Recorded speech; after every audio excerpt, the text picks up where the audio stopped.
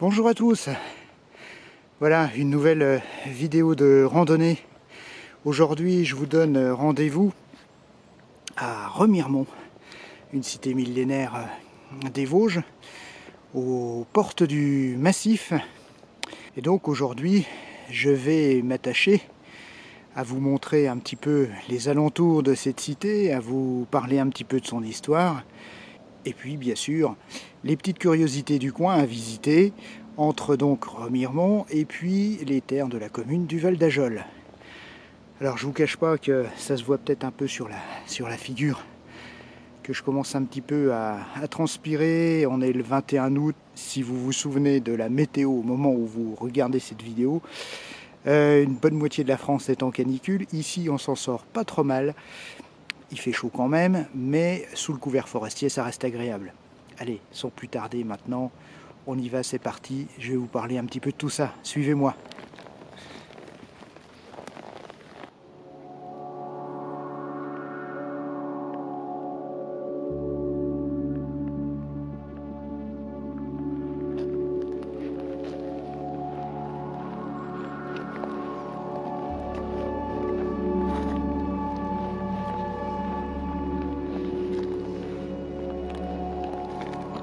Voilà le décor de cette petite clairière est l'endroit idéal pour vous donner quelques informations sur Remiremont, bien sûr, pour ceux qui ne connaissent pas.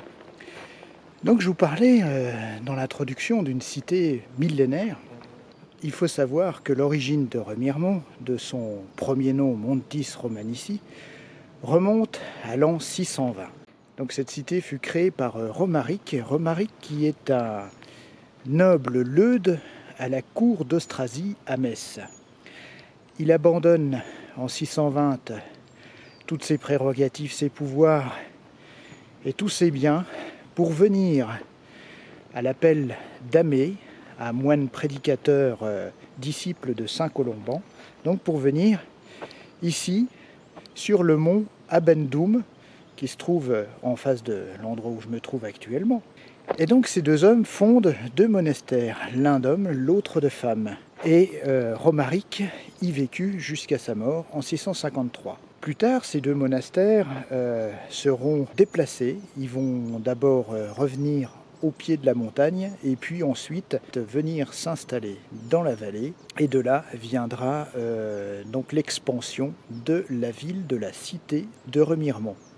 Petit à petit, les deux monastères ont des destinées différentes. Celui d'hommes périclite. Quant à celui des femmes, la refondation carolingienne voit sa transformation en communauté de chanoinesses dirigée par une abbesse.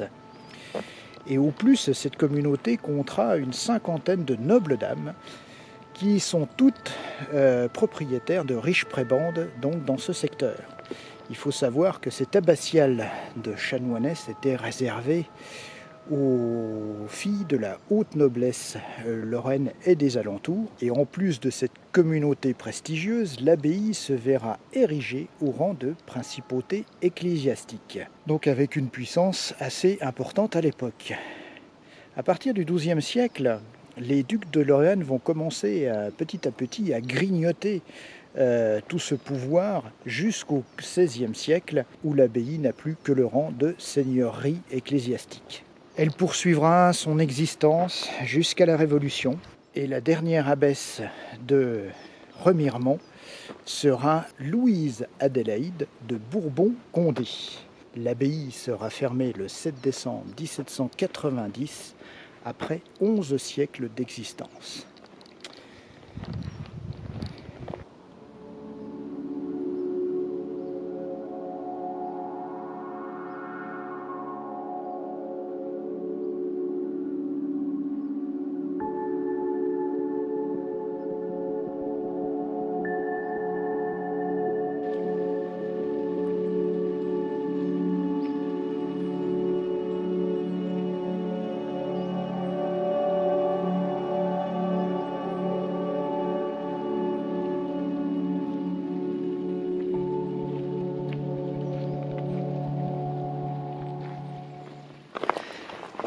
Un premier endroit remarquable, la roche Token, Voilà une roche de poudingue, comme on en a pas mal ici.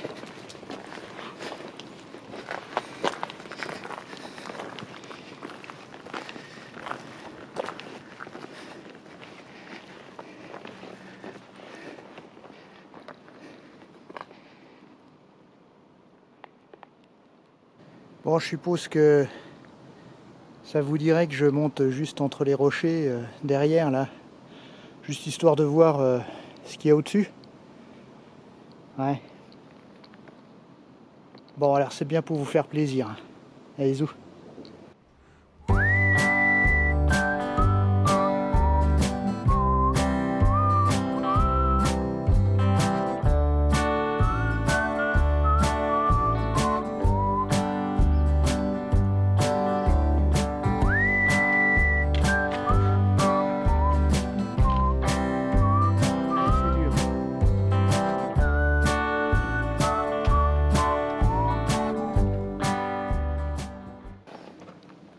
Alors voilà, la demande générale, le haut de la roche Token.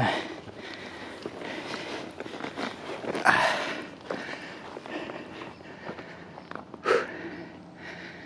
660 mètres.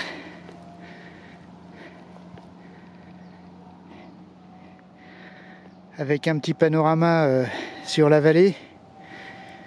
Alors bouché parce que, évidemment, avec l'humidité du début du mois et puis les chaleurs actuelles, ça brouillarde pas mal le matin.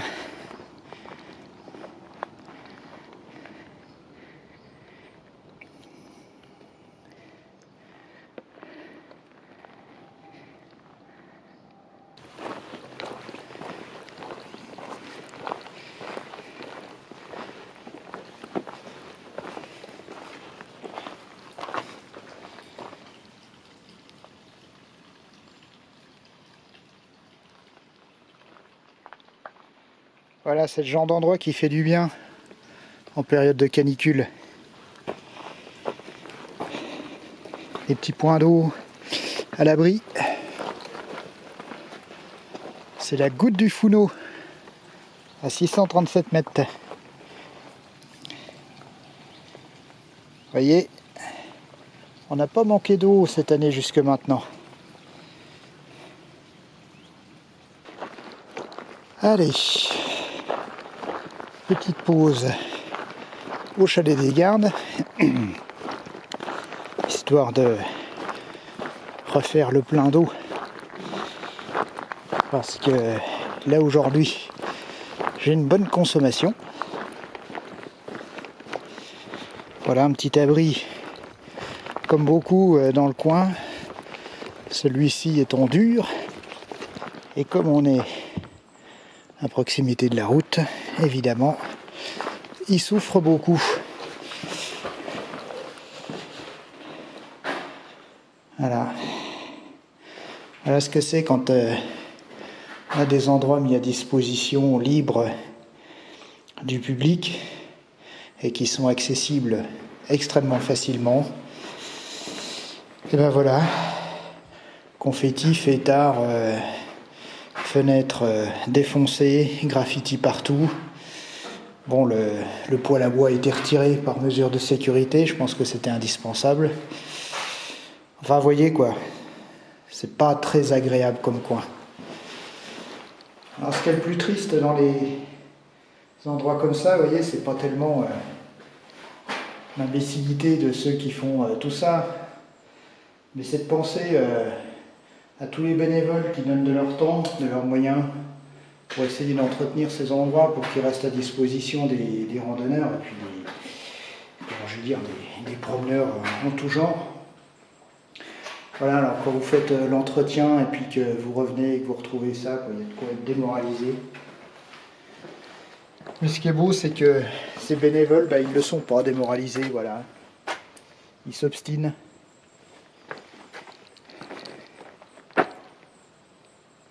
Bon, allez, m'asseoir dehors, c'est plus agréable.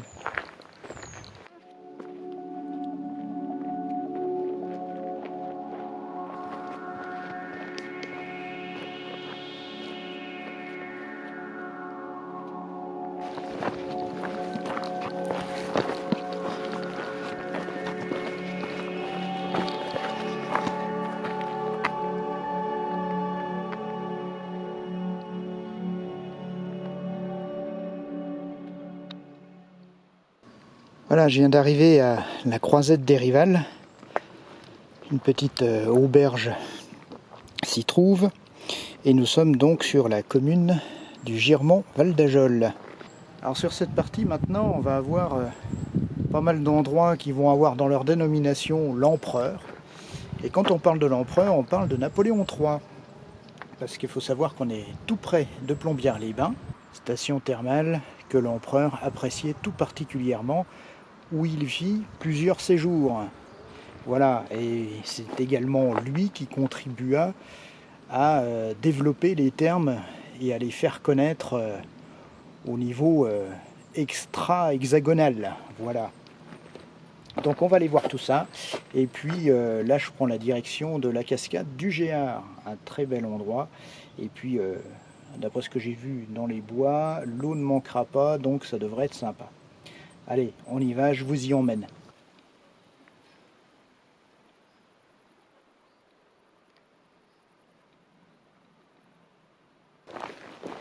L'étang Le Villerin sur le chemin.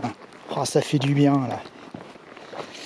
C'est vraiment le, comment je vais dire, la rando idéale, enfin pour l'instant, pour les périodes de canicule. On est sous le couvert forestier, toujours à proximité de sources d'eau, d'étangs, de cascades, de petits ruisseaux. C'est super agréable.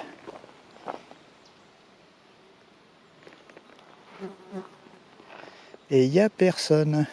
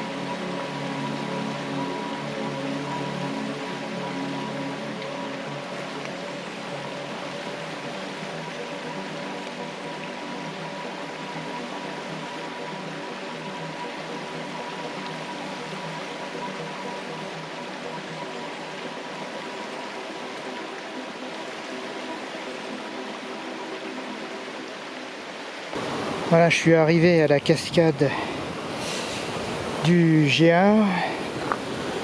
Alors évidemment, comme c'est un lieu un petit peu touristique, il y a du monde, mais pas trop, ça va encore. Et voici la petite gorge.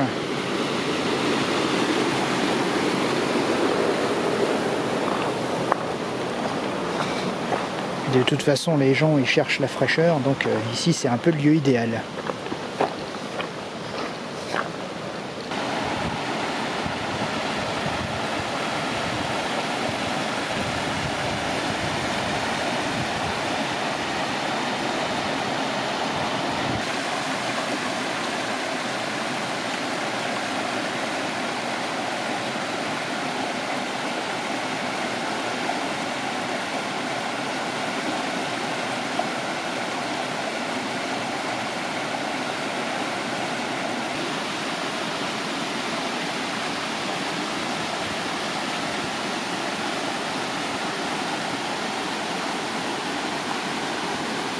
Alors j'espère ne pas dire de bêtises, mais le petit pont s'appelle le pont de l'Empereur. J'ai quitté la cascade du Géard et bon, j'ai hésité à faire la petite pause déjeuner là-haut. Et puis bon, il y a pas mal de monde, les gens cherchent le frais. Alors du coup je poursuis un petit peu et puis je vais redescendre jusqu'au pied des Rivals du chemin du prieuré des Rivals, où se trouve le chalet de l'Empereur. Alors vous attendez pas à un truc non plus somptueux, hein. C'est un petit chalet genre refuge pour promeneurs, et il a été érigé là parce que on est sur les lieux de promenade de Napoléon III, voilà, tout simplement. Il fallait qu'il s'abrite, le brave.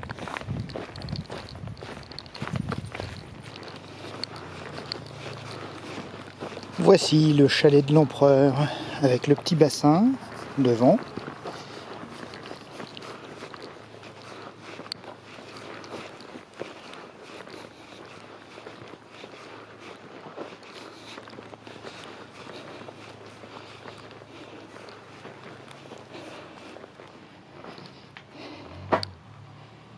Et la table presque ronde.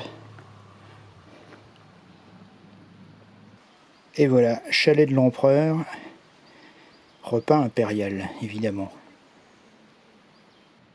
Voilà, je profite de cette petite pause sympathique au chalet de l'Empereur, eh bien, pour vous parler d'un épisode de l'histoire de Remiremont, durant la guerre de 30 ans.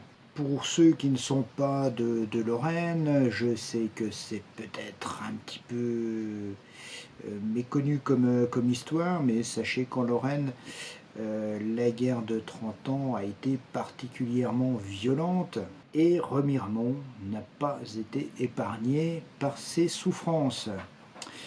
On relate dans l'histoire un épisode victorieux, il faut le souligner, parce que durant cette guerre, il y en a eu peu, il y a eu beaucoup de massacres et la Lorraine a vraiment beaucoup souffert de ce conflit. Le 2 juillet 1638, les troupes françaises font le siège de Remiremont et c'est Turenne qui est aux manœuvres. La population résiste et les remparts de la ville sont percés par 3 brèches par les Français. Malgré cela, la population, comme je vous l'ai dit, résiste, et par un renfort de cavalerie lorraine et de 150 hommes d'infanterie, le 5 juillet 1638, un petit miracle s'opère, les brèches sont réparées et les troupes de Turenne sont mises en déroute. Alors c'est une petite anecdote, mais compte tenu des forces en présence à l'époque, c'était quand même remarquable de mettre en déroute les troupes françaises. Voilà. Donc il faut rendre à César ce qui appartient à César, et bien sûr mentionner ce haut fait d'armes de la population de Remiremont, les Romarimontains. Voilà, c'est fait. Et maintenant, donc, je finis ma petite pause. Vous voyez, je suis bien équipé, hein, mais j'aime bien quand même le bon café. Ça fait du bien après un bon repas. Allez, à tout de suite.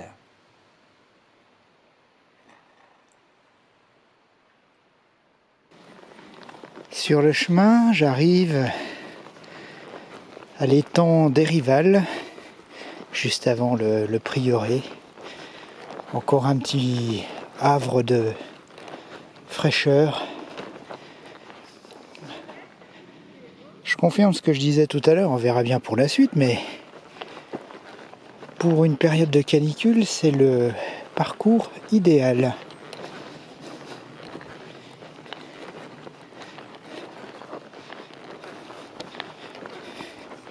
Voilà une jolie vue du prieuré des Rivals.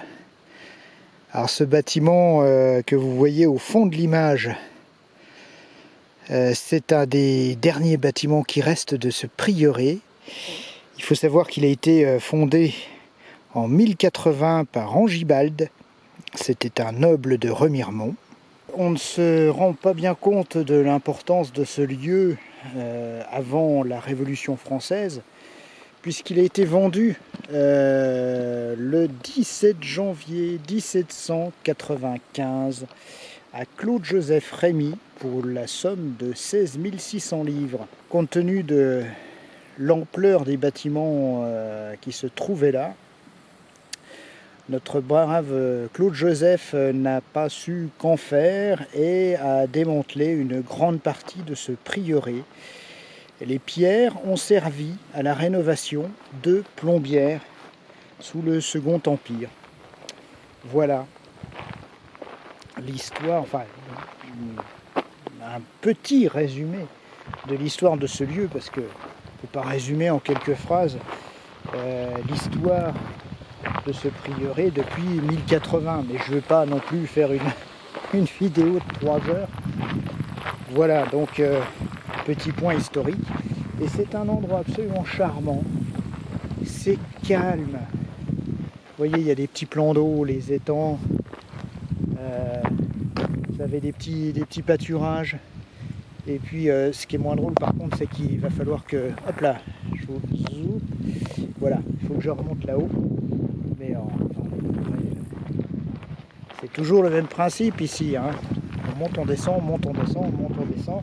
Les altitudes sont pas très importantes. Mais comme on fait que ça, de la montagne russe, au bout d'un moment, ça fatigue un peu. Alors autant sous le couvert forestier, dans la forêt, c'est sympa, c'est assez frais. Par contre là, il n'y a pas beaucoup de portions comme ça. Hein. Mais quand il y en a une en plein soleil, là on sent bien la différence. Hein.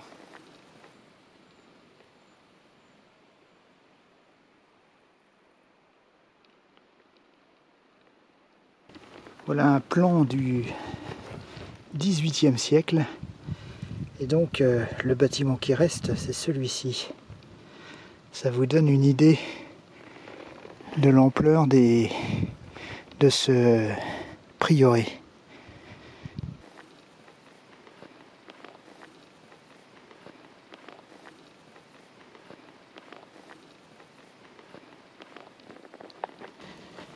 Alors au prieuré, je vous laisserai par vous-même regarder un petit peu ce qu'il y a, prendre connaissance un petit peu des lieux et puis aussi de la famille Fleureau. On vous explique un peu la particularité de cette famille, je vous en dis pas plus, ma foi ceux qui viendront pourront le découvrir et puis les autres chercheront peut-être sur internet famille Fleureau sur le Val d'Ajol. Ils en sauront un peu plus. Allez, pour l'instant, je continue. Direction Remiremont, Croix-Rouge. Croix-Rouge d'ailleurs, si ça continue avec la chaleur là, je crois bien que je vais en avoir besoin.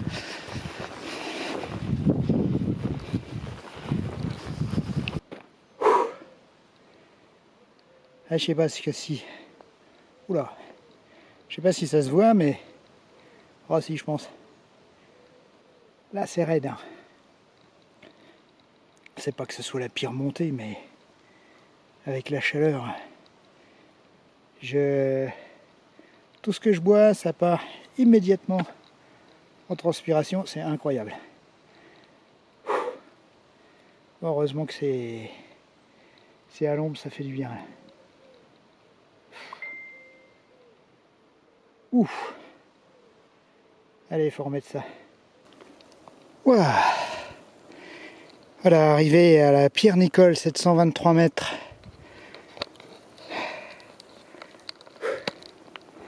Donc,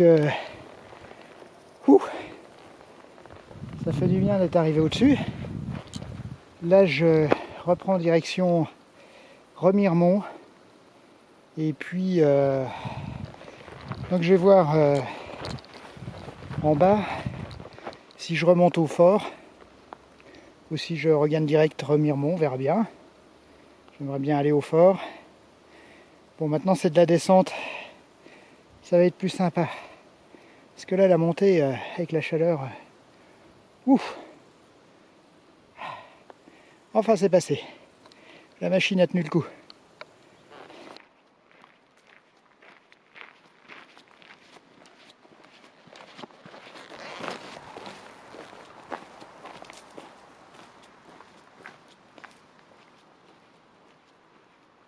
Bon bah je vais au fort. Ouais, j'ai triché un petit peu. Hein. Je suis passé par là, un petit bout de route, 200-300 mètres pour rejoindre la petite route qui mène au fort. Et puis un peu plus haut, je vais récupérer le sentier forestier. Voilà, mais ça évite de faire un détour inutile en fond de vallée pour revenir. Voilà, bon. Un petit aménagement. Et puis il fait chaud, mince. J'arrive à proximité du fort du Parmont. Donc vous avez juste à l'entrée du chemin ce petit panneau explicatif. Hop là. Quelle manœuvre. Et puis donc quelques mots simples. Ce fort a été construit entre 1874 et 1876. Il fait partie de la ceinture de protection serrée de rivière. Alors je vous en ai parlé déjà en détail dans la vidéo concernant l'Ibdo et les fortifications de Toul. Alors pour plus de détails, je vous invite à aller voir cette vidéo où je vous explique tout sur ce général qui fit construire des fortifications un peu similaires à la ligne Maginot et dont la plus célèbre est peut-être le fort de Douaumont à Verdun. Voilà. Donc ce fort là du Parmont est contemporain du fort de Douaumont et donc d'une architecture similaire. Voilà, alors ici j'ai pas souvenir, toutefois j'ai pas vu mention de combat à la guerre de 14 sur ce fort là. Voilà, tout ce que je peux vous dire, c'est qu'il a été utilisé par les Allemands, mais cette fois-ci la Deuxième Guerre mondiale. Et puis donc là c'est un fort qui est visitable, qui est entretenu par une association. Donc je vous invite à aller voir ça en tapant fort du Parmont, Rambervillers, j'allais dire. C'est le soleil ça. Remiremont. Voilà. Allez, je vais essayer de pousser jusque là. La journée aura été longue.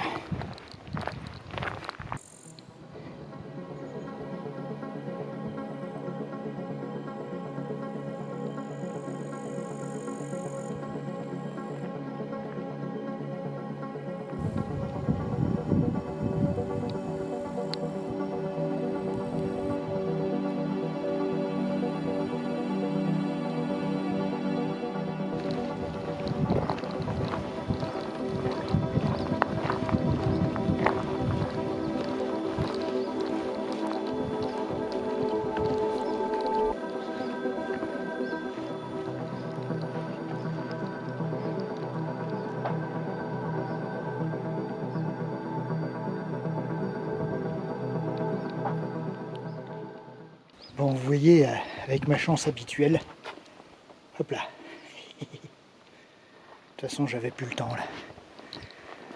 Donc, voilà, simplement quelques vues du fort.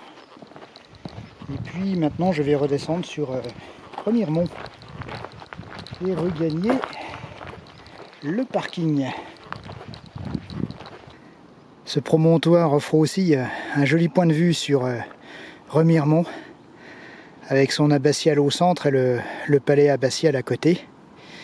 Et puis juste la montagne en face, je ne sais pas si on distinguera, j'essaierai de zoomer ce que je peux. Voilà le premier mont qui est juste tout droit devant, c'est le Saint-Mont. Donc c'était le lieu de création des 2 monastères dont je vous ai parlé tout au début de la vidéo. Voilà, voilà. Et ben il me reste plus qu'à redescendre tout ça. Allez, c'est parti. Une dernière vue sur la vallée. Depuis le petit point de vue qui s'appelle le banc de pierre, avec un banc de pierre. C'est pas très original, mais ça a le mérite d'être clair.